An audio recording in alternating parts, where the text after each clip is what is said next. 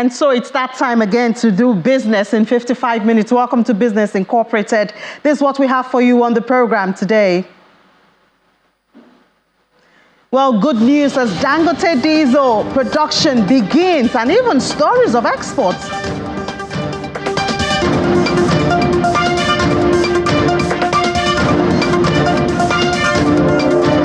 Nigeria's inflation is out for January. It's 29.9%.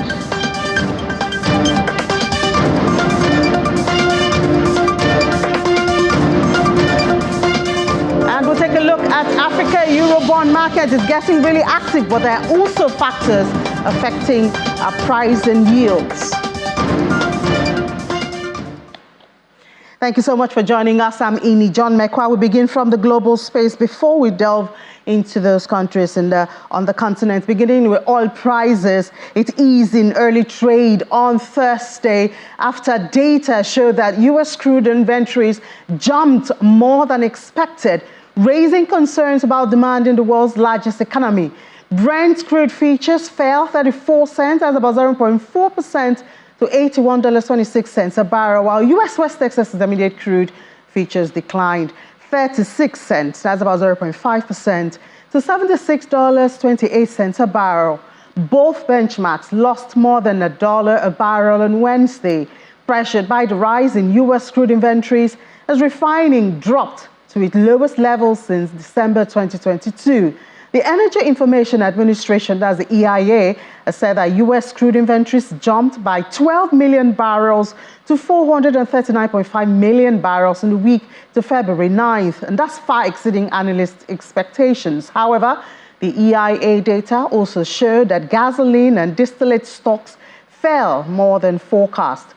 Gasoline stocks also fell 3.7 million barrels to 247.3 million barrels versus expectation of about 1.2 million barrels draw. Distillate stockpiles declined by 1.9 million barrels to 125.7 million barrels compared with expectations of 1.6 million barrels drop. On the supply side, Kazakhstan said that it will compensate for its oil overproduction in January within the next 4 months, in line with its OPEC's commitments. Iraq also said that it will review its oil production and address any excess output above OPEC Plus voluntary cuts in the coming 4 months, if found. The grain space is all about Nigeria today. Nigerian cocoa farmers and exporters are reaping big as global cocoa prices hit record high, thanks to the steep naira devaluation that has resulted in a sharp increase in the naira. Income from the export of the beans, the cost of cocoa, which is a key ingredient in making chocolate, has almost doubled since the start of the year. And quoted prices on the International Cocoa Organization website reached a new historic high of $5,874 for a ton, and that's in February. This is because of bad weather that has battered harvest in top West African growers, Ivory Coast and Ghana, causing a supply shortfall and sending prices surging. Locally, prices are also surging as the naira continues on a free fall, hitting 1,534, but as at intraday in the parallel market, about 1,600 for the parallel market. Findings show that the local price of cocoa per ton at the Matori Cocoa Warehouse in Lagos was 8 million naira per ton on Wednesday, February 14th, and that's about a 344% increase when compared to the 1.8 million naira per ton in December 2023.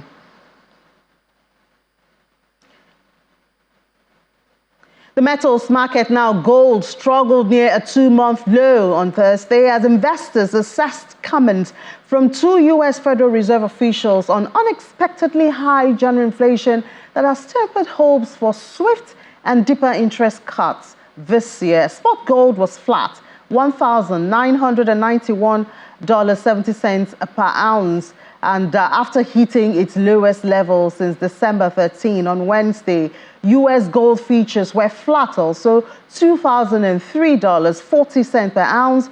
Federal Vice Chair for Supervision, Michael Barr, backs the careful approach to cutting rates advocated by Chair Jerome Powell, while Chicago Fed President Austin Goolsbee warns against wanting too long or waiting too long. The comment came after an upside surprise in the U.S. consumer prices, which sent bullion 1.4% lower on Tuesday in its biggest daily decline since December the 4th. Traders are now pricing in 97 basis points of rate cuts for this year, and that's up from about 85 basis points early on Wednesday, but down from over 110 basis points prior to the inflation data. The first cut will likely arrive in June. Now, among other precious metals, palladium dropped 0.5% to $929.95 per ounce. It rose more than 8% on Wednesday on short covering, regaining its premium against platinum. Spot platinum fell 0.3% to $886.51 per ounce, and silver slipped 0.1% to $22.40 per ounce. And yes, we come to Nigeria. In January 2024, headline inflation rate increased to 29.90% relative to December's, which headline inflation was at 28.92. Looking at the movement now, the January 2024 headline inflation rate showed an increase of 0.98% points when compared to the December 2023 headline inflation rate. Similarly, on a year-on-year basis, we saw that it was 8.08 points higher compared to the rate recorded in January 2023, which was 21.82%. And this shows that headline inflation rates year-on-year basis increased in January 2024 when compared to the same month in the preceding year, that's January 2023. Furthermore, on a month-on-month basis, the headline inflation in January was 2.64% higher, was at 0.35 higher than the rate recorded in December 2023. So unfortunately for Nigeria, it's still a hike in interest rate, in inflation. And well, we can only expect that the MPC, which is holding in 2 weeks, will take the steps following this.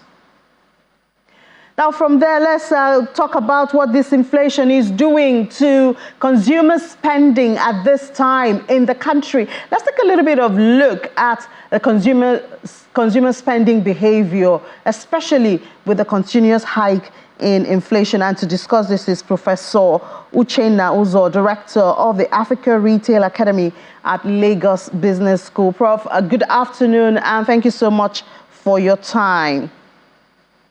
Thank you, Ni. Good afternoon, everyone. It's a pleasure to be here. So obviously, an average consumer is going through a lot in the country, even though it's not just about Nigeria, but at least now we're looking at Nigeria, and would be hoping for a ray of hope in 2024. Where do you see this ray of hope coming from? Do you see inflation tapering anytime soon? Well, I am not sure we're going to see respite in terms of inflation so soon because of the way the market is going. The price increases are only expected to go on higher, but we're hoping that towards the end of the year, there will be some improvement. What is interesting in any case is how consumers are reacting to this trend. We see that 7 out of 10 consumers in Nigeria are buying but choosing to repurpose what they buy. So using those products in multiple ways so they can last for as long as possible. We are also seeing how a couple of consumers are becoming researchers, doing a lot of research online before they buy. And we're seeing a lot of switching now. So about 60% of Nigerian consumers are likely to be switching brands from one to the other in order to manage this inflationary situation. Those on the more premium side are going to do what they do. They are going to buy, but they are going to be more circumspect. They are going to be demanding more from the brands they buy from. So overall, I think the outlook is that consumers in Nigeria are going to be more pressured. They are going to be more calculated, but they are also going to demonstrate resilience in the way they buy in 2024.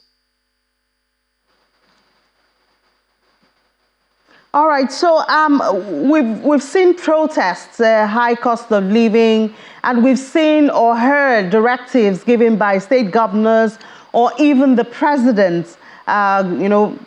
Grains should be released and all of that. Is that enough, actually, from your perspective, to calm the nerves of, well, will I say hungry Nigerians? Yeah, it's really sad to see the situation, and more needs to be done. If you consider that more than 50% of Nigeria's current minimum wage goes to purchasing bread just for a week. So the average Nigerian family right now spends maybe between 18 and 20,000 naira a week on bread alone.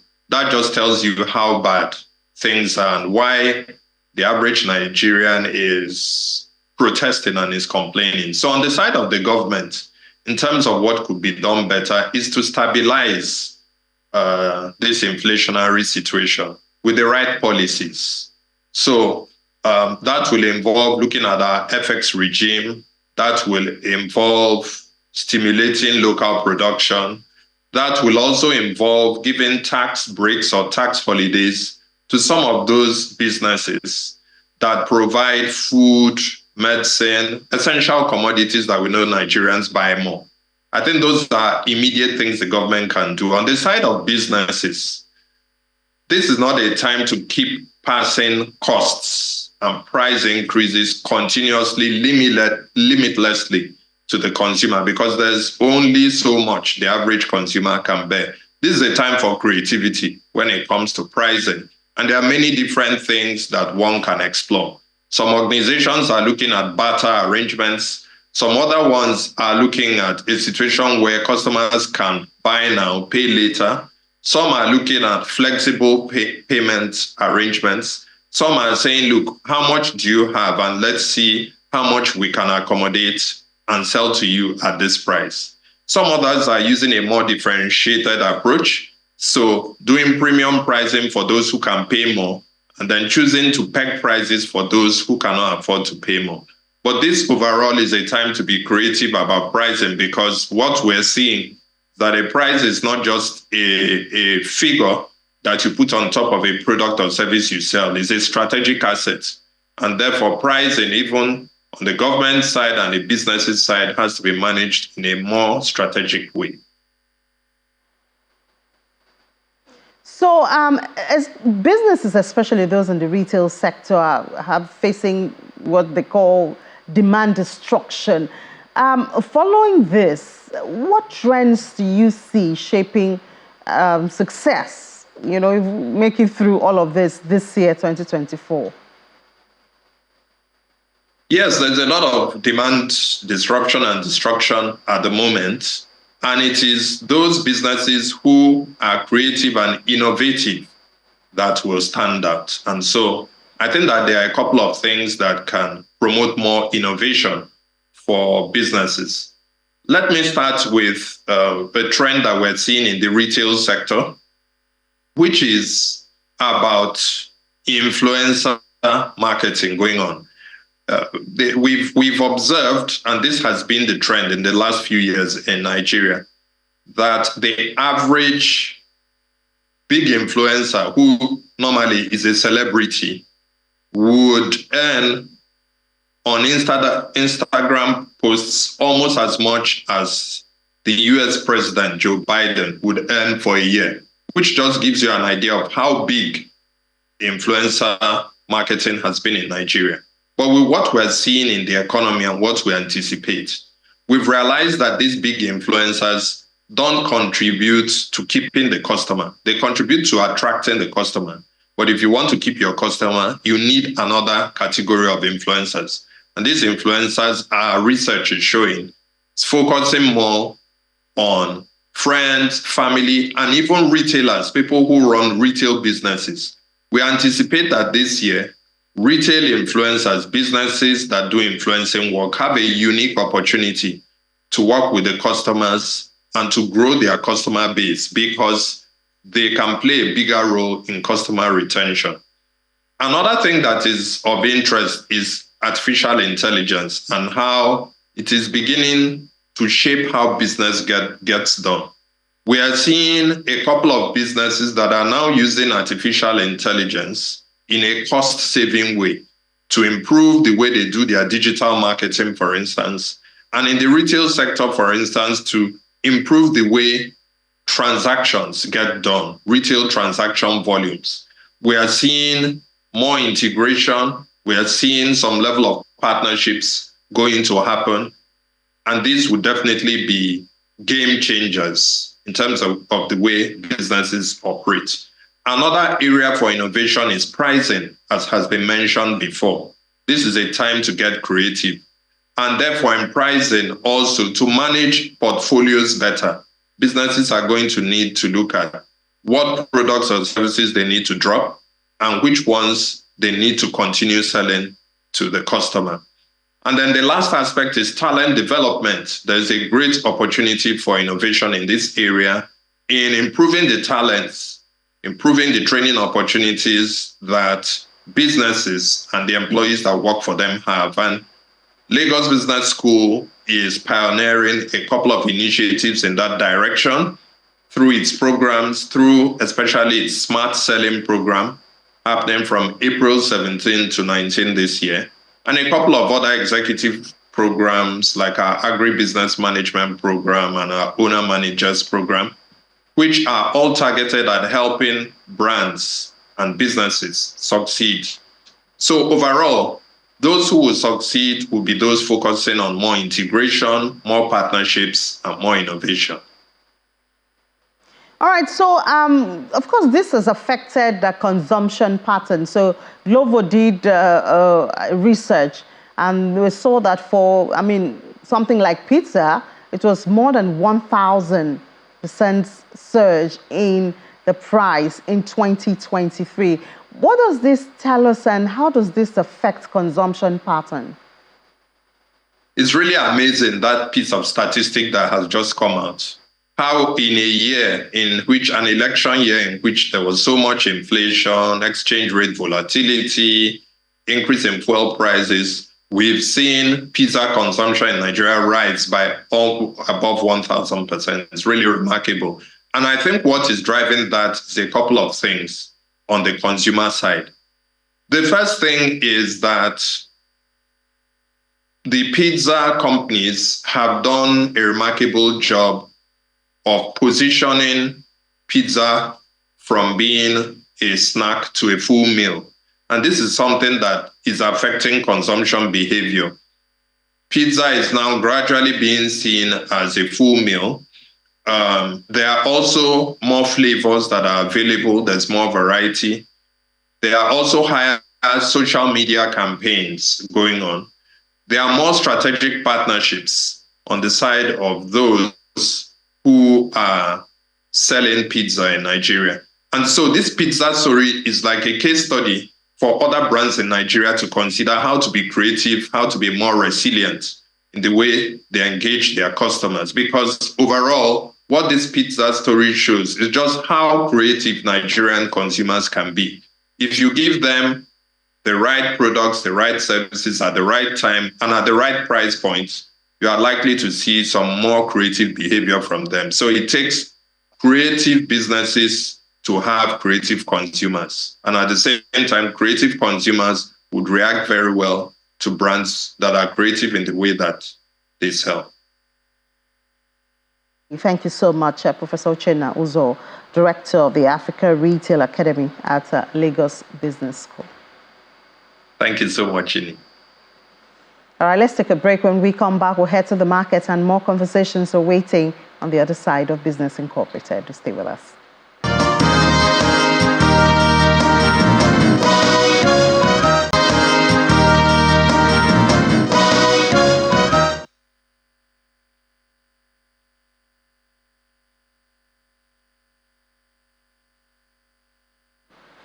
Welcome back. Let's head to the markets now and see what's going on. Good news, the NGX has recovered intraday 0.83%, looking so much like yesterday. Also, when we go to if we could go to the numbers right there, for the South African number, it's negative 0.08%. EJX is negative also 0.11%. Kenya is also negative 0.74% at intraday. So it's a mixed one. Just the NGX seems to be thriving at this time for the intraday. Let's talk to what Abiodun Adedotun is, an equity trader with FBN Quest, to paint a clearer picture of what's going on at the NGX. Hi, Abiodun. Good afternoon. Hi, Hini. Good afternoon. Yeah. So tell us, we see that the NGX is doing good, ended about 1.7 yesterday in the positive, and then now it's 0.83%, looking good. What are the interesting stocks for investors at this time? Eurobond has been doing a lot well in recent days. It's been flying. Of course, it's currently up again today. Boa Food is also follows suit, and we're seeing a lot of positive movements also in Boa Cement as well. So pretty much the non-banking stocks are the high flyers right now. Etel was very, very good yesterday, went up, limit up, same as Seplat. So more like the non-banking stocks randomly. Well, how are they doing? The market mover, that was Seplat and Etel yesterday. How are they doing at this time? Etel is yet to print, but there's still demand in the stock because of its fungible nature for offshore investors. Seplat too, same thing, but the demand in Etel appears to be a lot more than what's in Seplat. Can we just assume that it's going to end in the green today? Does it look? No, not really, because there's a trade rule that you need 100,000 shares to trade in a single clip for price exchange. So I'm not sure there are much sellers out there. So can we confidently say that the NGX is getting back its investors from the fixed income? We know fixed income yields are still going up. It's too early to say. We should get more direction after next week's auction, bond auction, which will be seeing a 2.5 trillion the government is trying to raise. That's going to really say where the interest of investors are going to be. Abiodun Adedotun, equity trader with FBN Quest. Okay, now let's go to other markets. Now going to the Middle East, Abu Dhabi is in the positive 0.04% at 9,398.77. Dubai follows suit 0.29% at 4,235.85. We see other markets. Saudi Arabia is also positive 0.28%, 12,473.34. Qatar is the lone loser right there, 0.57% at 10,154.52. We move to the United States, where stock futures rose on Thursday as Wall Street looked to build a modest rebound with key economic data on deck. Futures tied to the Dow Jones is up 0.21%, 38,575. S&P also positive, as well as Nasdaq marginally up 0.07%. Now, stocks rallied on Wednesday, that was yesterday, but did not erase all of the losses from Tuesday's sell-off, which came on the heels of that hotter than expected inflation report. The S&P 500 recaptured 5,000 level, closing slightly above it. Investors are weighing whether the Federal Reserve can bring down inflation without rate cuts. Earnings season is still on, both in Nigeria and the United States. It paints a muddled picture of corporate America. Cisco shares went down 5% in pre-market trading after tech company announced layoffs and weak forward sales projections, and among other stocks. Now let's go to Asia. Asia right there. We see that Asia Pacific markets rebounded after mostly falling on Wednesday. Nikkei 225 is back to its 38,000 level right there. 38,157.98 at 1.21%. Kospi, however, hasn't recovered that much. 0.25% in the red, 2,613. The Hang Seng is looking good, 0.41% at 50,944 right there. Other markets, Shanghai good, 1.28%, and for Australia, 0.77% in the green at 7,605.0. Now, to staying with the markets now, but not the equities market, let's go to the Eurobond market. Africa's Eurobond market has picked a lot of interest in recent times. We've seen Kenya. Kenya has a Eurobond which is maturing in June. And talking about, that's Kenya now, talking about buyback of those Eurobond. And of course, the threats or the risk of default is also there, especially with the dollar gaining. So it makes it more expensive to service those. So let's talk about the Africa Eurobond market. We see that at the end of June 2023, there were about 143 billion as of face value of African sovereign Eurobonds outstanding, currently valued at 107 billion. A lot of billions going on there. Ghana also has about 13.2 billion Eurobond that are being restructured. We know that we've had those protests in Ghana about the restructuring because the country was not able to meet up. Of course, IMF is somewhere around there giving also conditions, for them to be able to access the loan that was promised. But let's talk about this now with Ifeanyi Uba. He's a research associate with Commercial. Hi, Ifeanyi, good afternoon. Hi, good afternoon. Thank you for having me. Good to have you. So we've seen a couple of African countries go to the market, Eurobond market, even this year, as early as it is. So it seems more and more countries are looking that way, but there's also a price to pay going into the Eurobond market. Yes, the price to pay is going to the Eurobond market at higher rates. Right now, what we are seeing is that Kenya entered the Eurobond market recently and has been oversubscribed. But Kenya entry to the Eurobond market was on the backs of repayment of their 2 billion. And the current Eurobond they're selling is supposed to mature at 2031, and it's at 1.5, but they're using it to pay a huge chunk of their 2 billion euro bond, which was maturing in June this year.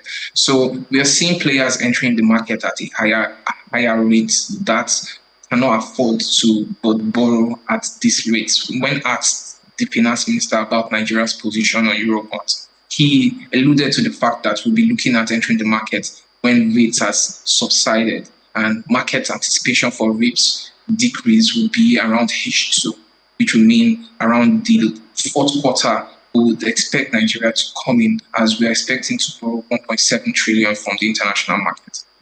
So talking about Kenya staying there, they are also talking about buyback because their bond is maturing in June.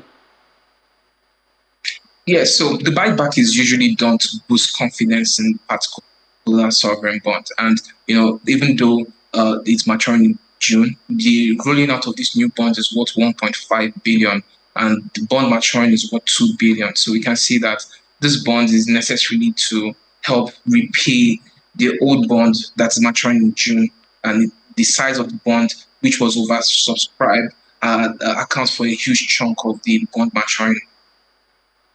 And then I think we had Benin Republic also go to the market this year. Yes, we also had Ivory Coast also going to the market, and it's also at a higher rate. But unlike Kenya that has an outstanding payment, they came without any outstanding payments, but still alluded to take the higher rates. There is also a standing assumption that rates might remain high for longer, because the point of focus will be the data coming out from the US, and particularly the US inflation. We saw how the market reacted by the US yields jumping up, and other markets in the Eurobond market reacted to the hotter than expected inflation. If inflation continues to print hotter, the expected easing might not be seen, and we might see other African countries still enter the Eurobond market regardless of the high rates. But market expectation is that there's supposed to be an easing off by the time inflation starts to get cooler. And by H2, we should expect more sovereign countries coming into the market. So other than, inflation from the US and all of that, we also have the issue of ratings that also determine the price that countries have to pay by Moody's, by Fitch. If a country's Eurobond is rated down, then obviously, because it's riskier, then they have to give more yields or promise more yields. Yes, ratings is actually a very important concept to consider. That's why you see countries like Ghana trying to do their restructuring.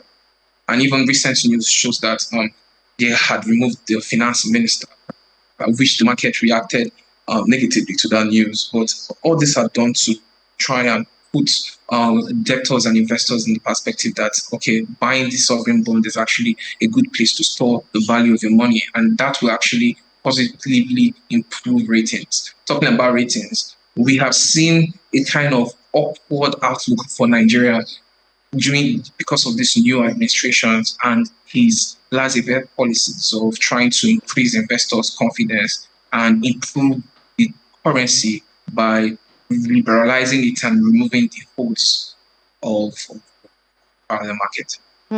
Yes, so staying with Nigeria, you did say that perhaps by the second half, Nigeria should also go to that Eurobond market. But we see a lot of activities in the domestic markets. As you said, the auction of next week. And then yesterday, we also saw DMO release the calendar and all of that.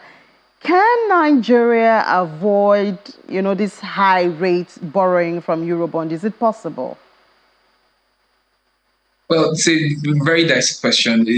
It would depend on when they enter the market. And I think the timing is actually preferable, given all the factors, right? But we still have a 1.77 trillion to cover in terms of international borrowing. So we will need to enter the market at some point. But the timing would be what would be important. I believe the finance minister and his team would be putting a good amount of time working on the timing on how to enter and best benefit the country at the lowest cost possible.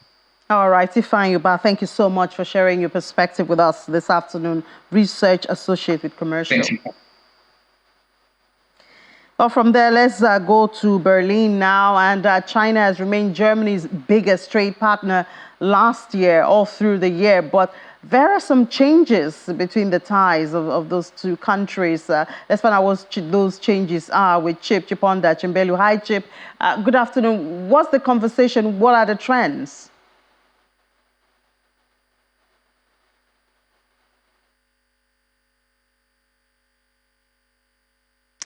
Thanks for having me, Inni. Well, China was Germany's #1 trade partner in 2023, and that was the 8th year in a row. But there are some changes. Last year, foreign trade between Germany and China reached 253.1 billion euros. Now, that is only slightly ahead of trade with the United States. The margin by which China leads has narrowed to only 0.7 billion euros from 50.1 billion euros in 2022. And because of that, Germany's trade deficit with China declined from the record seen in 2022. But the trade deficit remains above 50 billion euros. And Asia's biggest economy, China, remains the leading source of imports for Germany. However, the United States is once again the leading destination for German goods. Exports to the country rose slightly. And when it comes to goods, it's vehicles and car parts that are Germany's biggest exports and imports as well. The German auto sector exported more goods last year than it did in 2022, but things could be different this year. Yeah, well, I'm curious, Chip. I really want to know what will be different. What does the picture look like for 2024?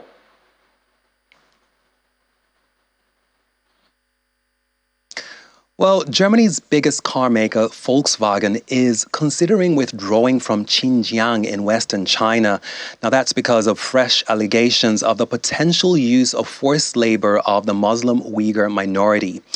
And another German company, BASF, recently ended operations in the same province that is of Xinjiang in China. But of course, despite that, the figures show that German firms are investing more in China. Last year, foreign direct investment from Germany to China rose by more than 4% compared to 2022, and that's according to data from the German Economic Institute. German firms invested 11.9 billion euros. So despite all the rhetoric that we have been hearing about de-risking and decoupling from China, the numbers are telling a different story. They show German companies are still very much invested in continuing to do business in China.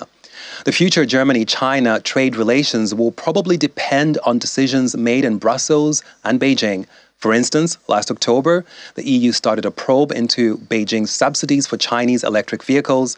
And this week, Brussels said it may sanction 3 Chinese firms for aiding Russia. Now, if EU-China trade tensions worsen, so could the environment for German firms doing business in China. Yeah, we're talking about retaliation right there.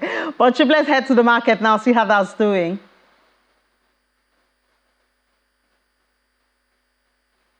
Any European markets are expected to trade higher today. Investors have digested the prospect that the United States Central Bank will maintain its current interest rates high for longer. And they will be trying to figure out the direction that the European Central Bank will be taking. For that, investors will listen to what ECB President Christine Lagarde says today. She will be facing the European Parliament's Committee on Economic and Monetary Affairs to answer questions on monetary policy. The European Commission will also present its winter forecast. So markets will be watching to see whether it maintains or changes its previous forecast of 1.2% GDP growth for the Eurozone this year. All right, Chip, thank you so much for that. Talk to you tomorrow.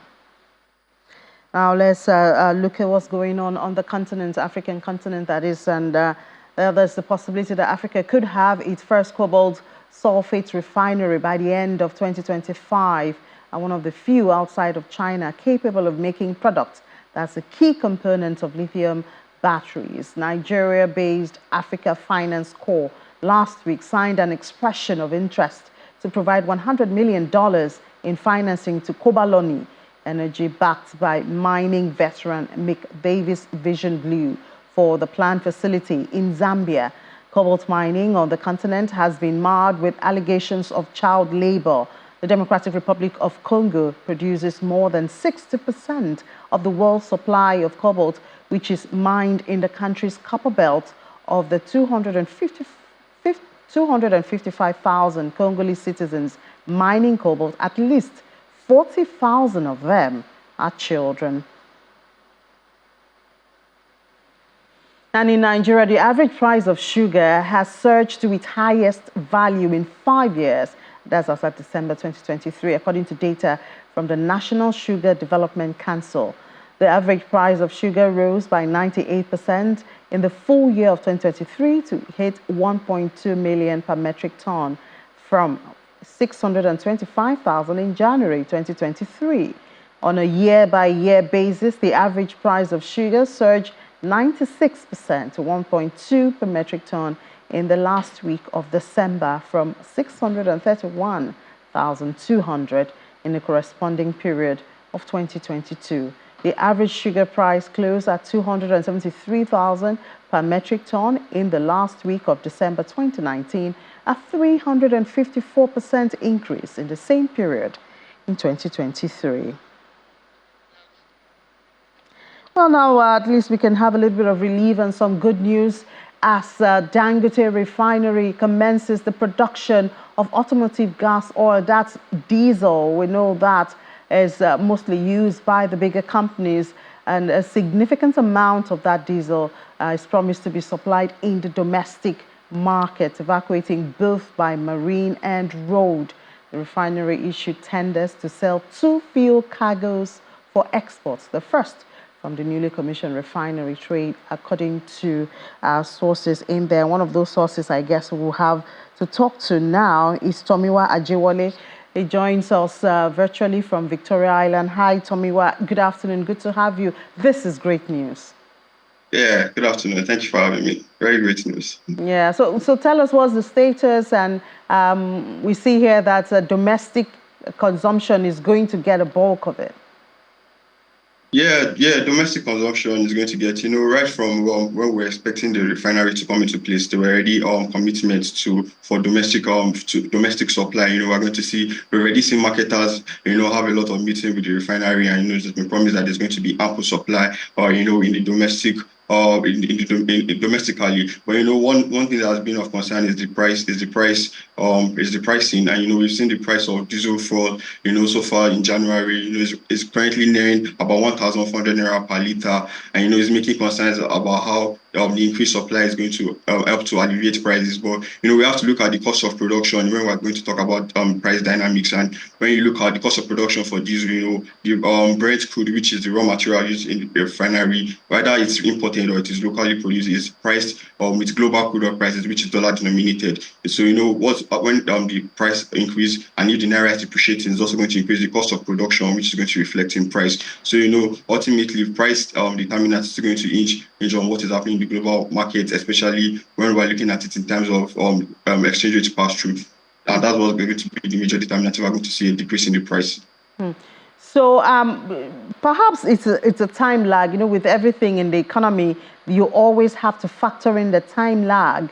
Do we have an idea of how long we could expect that this supply that is coming from Dangote refinery, will move into the market, into consumption, and affect prices? Because diesel prices more than 17% up.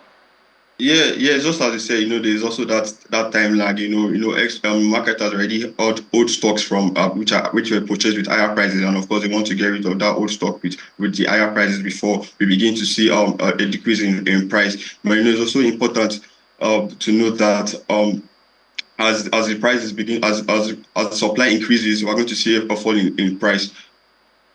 Yeah. Okay. So we also see a lot of Nigerians turn to alternatives, solar, and personal provision of power and all of that, renewable energy. Do we see that affecting demand maybe in due course, in medium or long term? As in the global space, there's a shift towards renewable energy, and of course, as that continues, we're going to see a lesser demand for fossil fuel products such as diesel. But currently, in this region and in Nigeria, the major determinants of what type of energy use is the cost and affordability. That's what matters. And for Nigerians right now, the purchasing power is still, for most Nigerians, they still have a lower purchasing power to be able to afford the initial cost of other alternative sources of energy like the solar and stuff like that. So what's going to happen is that there's still going to be there's still going to be a major demand for diesel and fossil fuel products in the short term, and the affordability is going to be important because you need people to be able to access to be able to afford this energy, because Nigeria is still and Africa is still a very energy deprived region. So there's still going to be a huge demand for fossil fuel in the near time for fossil fuel products. Okay, well, that sounds comforting to companies in that business. Well, thank you so much this afternoon for joining us, Tomiwa Ajewole, analyst with Financial Derivatives Company. Thank you.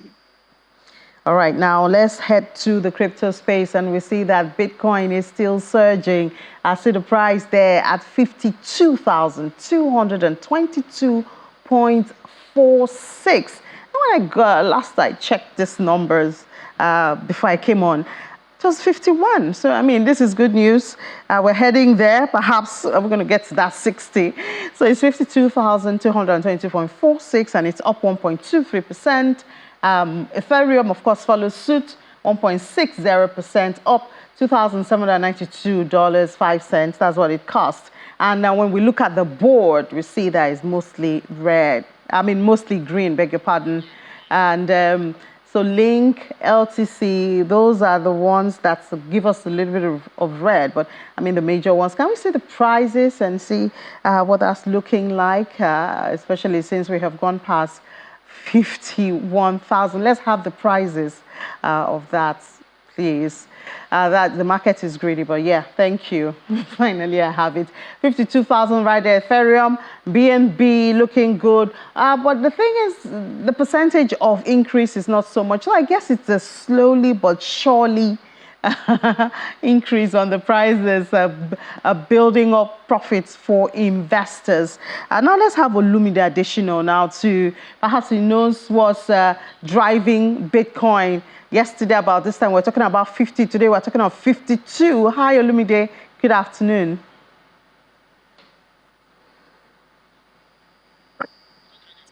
Good afternoon, Olumide. Can you hear me? Yeah, I can hear you. Good afternoon. Great. So, I mean, just before I came, I checked and I saw 51,000. Now it's 52,000. What's driving the price of Bitcoin or another cryptos anyway? I think the appetite for risk is high. Spot ETFs at its record high demand for spot ETFs. Bitcoin spot ETFs at its high. And also the fact that geopolitical concerns are playing in emerging market. Recent economic data highlights the fact that the UK and Japan are technically in a recession. So the appetite for safe haven investments has been amplified. And we're seeing assets like gold and Bitcoin also maintaining that demand uptick. Also, on technical patterns, you look at price action, the fact that Bitcoin has scaled above the all psychological important level 50,000. Now markets are looking at 55,000. So we're seeing the bulls becoming bolder and staying at 52 as we speak. But the concerns still remain.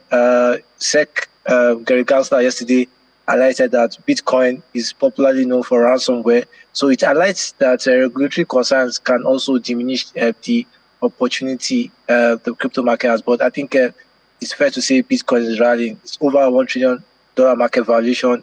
Looks like breaking above 1.2 billion. So trillion. So I think for me, I think it's safe to say the bulls have the day. All right, I think yesterday our guest also said the same thing, but I also saw news about Russia maybe considering investment in cryptocurrency. Do such stories seep into the market to move the price? Definitely, Russia is a systemic country in global finance. Despite prevailing sanctions by Western powers, Russia is one of the leading producers of energy and is embedded with the highest amount of natural resources. So they have the world's capacity. But, the narrative is that it might just be more of a political statement. We see Russia playing integral role in BRICS rather than the crypto market. So markets will definitely approach that situation as we can see. But definitely, it gives some positivity around the crypto space. So we see here that Bitcoin has now left behind US dollar, Euro, British, and Australian dollar-denominated prices. As they continue. Do you see this attracting a shift by these major economies to maybe engaging or inculcating Bitcoin into their economy more, or we're still dealing with issues of regulation? It's highly unlikely because, one of the proponents of Bitcoin is decentralized finance, and you understand the way finance works from the global perspective, centralized authorities run by central banks with banks under their jurisdiction. The fact that, there's no central entity that has a dominant control on the Bitcoin space will definitely be a weak political power for these entities. So definitely it will be more power on the people rather than central authorities, which will definitely not move and not give them the ammunition to intervene in economy wherever it seems fit. You recall that they have the power to tighten and loosen the economy at their policy perspective. But with Bitcoin, that role will be diminished. So it's highly unlikely. But what we see is that Bitcoin will definitely play the role we're seeing in gold more as a safe haven, store of value, and other investment asset classes. What's that country that adopted Bitcoin? What's going on with them? Have they been able to control it and, Yeah, but I think El Salvador has seen the advantages of this thing, the most demanded crypto asset. Because if you look at their bonds in 2023 was one of the best performing because it was linked with Bitcoin, and also the fact that it has attracted investment into the Latin central country, that also helped. And also it has put the country on the map. A lot of people never knew El Salvador until the adoption of Bitcoin. So definitely the optics and the investment opportunity it has created. Though IMF, World Bank had been pessimistic about such optics, and at some point they threatened to scale back from supporting the Central American country. But I think it's fair to say that the positives around the Bitcoin space has rubbed on the El Salvador economy. So now, do we see this continuous bull run? Do we see a pullback anytime soon? That's a $1 million question. But based on the market reality and what's really happening in terms of influential power, the difference between what we're seeing now and in the past few years is that the likes of JP Morgan, Goldman Sachs, and other institutional investment banks are playing a systemic role in the market. So definitely, it's fair to say that those would dictate how the crypto markets will go. But I think it's fair to say Bitcoin is an asset that is going nowhere. All right, confidently. Thank you so much, Olumide Adesina. Thank you for having me.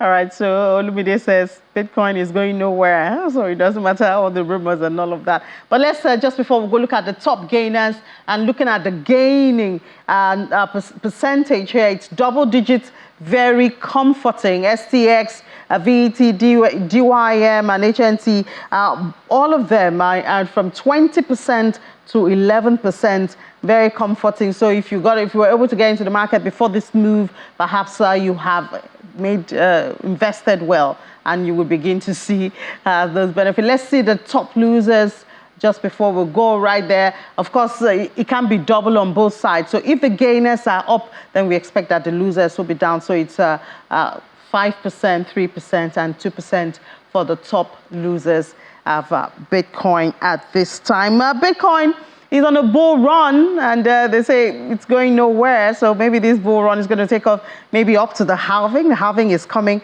We'll see what impact, because people have different perspective on the impact the halving will have on the price of Bitcoin and other cryptocurrency coins.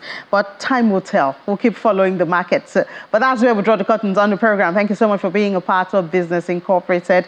It's a journey. We'll start again tomorrow. Do join me for the final episode for the week. We'll start off with 10 a.m. business morning, and then we'll come back at 1 p.m. for more going around the global world of business in 55 minutes. I'm Ini John Mekwa. I'll see you at 10 p.m. for Stock Market Reports.